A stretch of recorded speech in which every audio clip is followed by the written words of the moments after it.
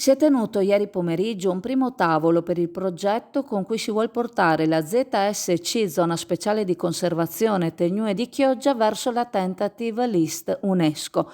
L'incontro, che si è tenuto in Sala Lampadari, ha visto la presenza del Comune di Chioggia con l'assessore Serena De Perini, l'assessora Elena Zennaro, l'ingegner Vendramin, responsabile dell'Ufficio Ambiente, e la dottoressa Laura Mosca dello studio di professionisti a cui l'amministrazione si appoggerà per portare avanti questo importante percorso, la cui collaborazione è stata resa possibile grazie a un bando della Regione Veneto a cui Chioggia ha aderito. Tra il pubblico ISPRA, l'Università di Padova, la Capitaneria di Porto e tutti coloro la cui collaborazione può essere fondamentale per raggiungere l'obiettivo finale. Motivo dell'incontro: presentare agli stakeholders quello che sarà il percorso che il Comune ha deciso di intraprendere e mettere bene in chiaro che, vista la grande importanza del progetto, serve la collaborazione di tutti.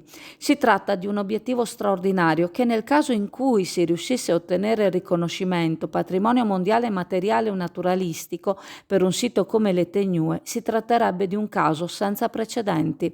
Al momento il percorso è in fase embrionale, l'amministrazione ci sta credendo in modo ferreo e sa che in questo percorso non si può sbagliare nulla.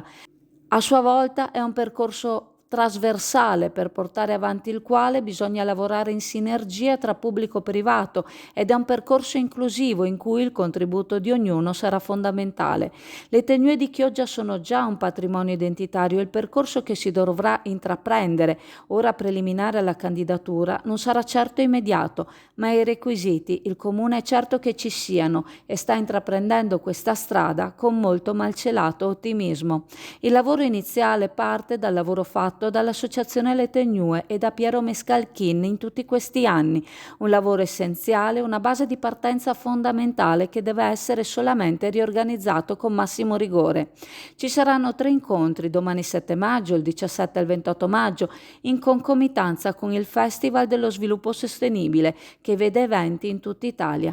La mattina dedicato agli studenti a partire dalle scuole primarie e al pomeriggio agli stakeholders con laboratori per entrambi. Gli incontri con i portatori di interesse riguarderanno gli operatori balneari il giorno 7, la pesca e l'acquacultura il giorno 17 e l'ambiente e la cultura per il giorno 28. 3 tappe fondamentali che richiedono il coinvolgimento del privato e che l'amministrazione, probabilmente qualsiasi amministrazione, non sarebbe in grado di portare avanti da sola. L'appuntamento finale sarà il giorno 14 giugno e in tale occasione si potrà rendere pubblico con estrema soddisfazione tutto il percorso fatto.